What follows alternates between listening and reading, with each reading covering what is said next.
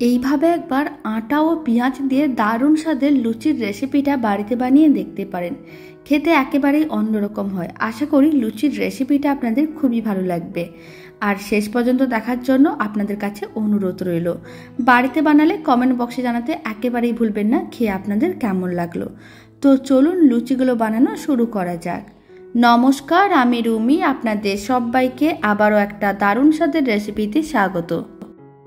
প্রথমে একটা বড় সাইজের মিক্সিং বোল নিয়েছি, আর মিক্সিং বোলের মধ্যে দিয়ে দিচ্ছি মেজারিং কাপের 2 কাপ আটা।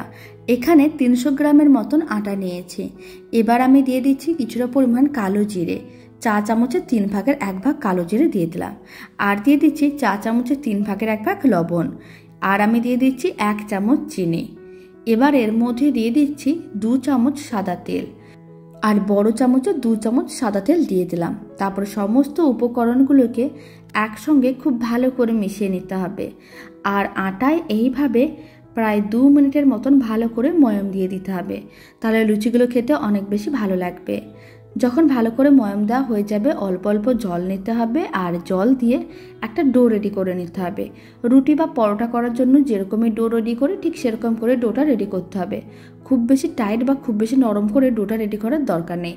ডোটা রেডি হয়ে গেছে। এবার একটা কুচনো পেঁয়াজ আমি দিয়ে দিলাম, আর পেঁয়াজটাকে এরকমই ছোট করে কেটে নিতে হবে। আপনারা চাইলে আরও ছোট করেও কেটে নিতে পারেন।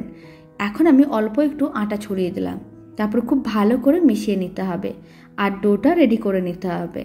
ডোটা রেডি করা হয়ে গেছে। এখন ডোটা থেকে লেচি কেটে নিতে হবে। লেচিগুলোকে খুব বেশি বড় বা ছোট করে বানানোর দরকার নেই, এরকমই মিডিয়াম সাইজের লেচিগুলো কেটে নিয়েছিলাম।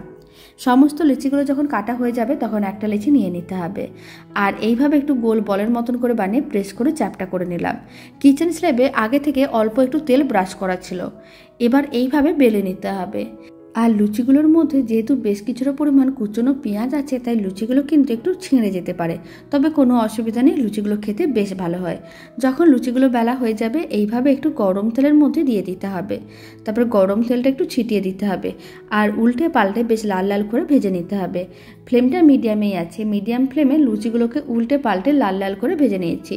যদি ফ্লেমটা হাইতে থাকে তাহলে লুচির ওপরের অংশটা তাড়াতাড়ি লাল হয়ে যাবে, আর ভেতরটা কাঁচা থেকে যাবে। তাই এইভাবে মিডিয়াম ফ্লেমে একটু টাইম নিয়ে লুচিগুলোকে উল্টে পাল্টে বেশ লাল লাল করে ভাজতে হবে। লুচিটাকে বেশ লাল লাল করে ভেজে নিয়েছিলাম। এবার তুলে এক সাইডে রেখে দিয়েছি, আর বাকি সমস্ত লুচিগুলো একইভাবে ভেজে নিয়েছিলাম। এইভাবে একবার পেঁয়াজের লুচির রেসিপিটা বাড়িতে বানিয়ে দেখতে পারেন। খেতে যে কোনো লুচির থেকে অনেক বেশি ভালো হয়।